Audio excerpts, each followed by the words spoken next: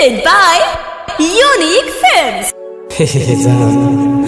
तुमसे दूरी का एहसास सताने लगे, तेरे साथ गुजरा हर लम्हा याद आने लगे। जब भी तुझे भूलने की कोशिश की मेरी जान, तू और भी मेरे करीब आने लगे। दादा जान, चैत के महीना में कैसे जी।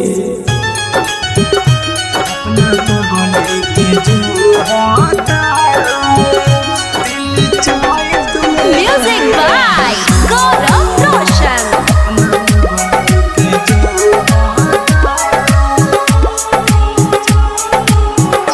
अपना पगली के जो हाथा दिल चैत में रोता, अपना पगली के जो हाथा दिल चैत में रोता।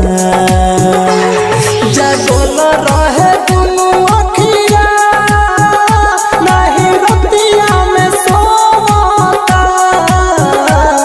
जागल रहे दुनू अखिया, नहीं रतिया में सोता। अपना पगली के जो होता दिल चैत में रोता। अपना पगली के जो होता, अपना पगली के जो होता दिल चैत में रोता। अपना पगली के जो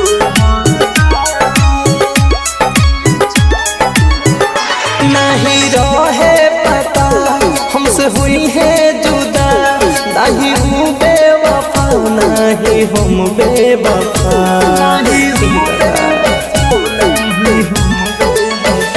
नहीं रहे पता हमसे हुई है जुदा, नहीं हूँ बेवफा नहीं हम बेवफा।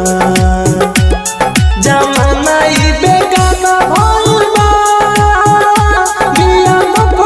के बोलता। जमाना ही बेगाना भइल के बोलता। अपना पगली के जो होता दिल चैत में रोता। अपना पगली के जो होता, अपना पगली के जो होता दिल चैत में रोता। अपना पगली के जो होता ना सहाता वे पीर गनी नजरी से गिर। प्रेमी पर कस के दिल पे लागल बाबे तीर।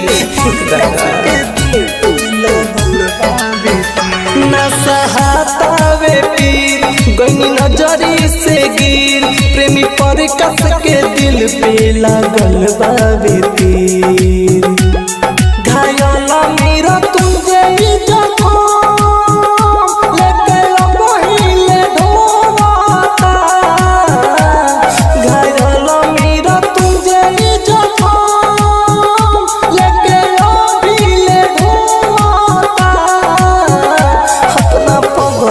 के जो होता दिल चैत में रोता। अपना पगली के जो होता। Bombay digital recording studio Chhapra.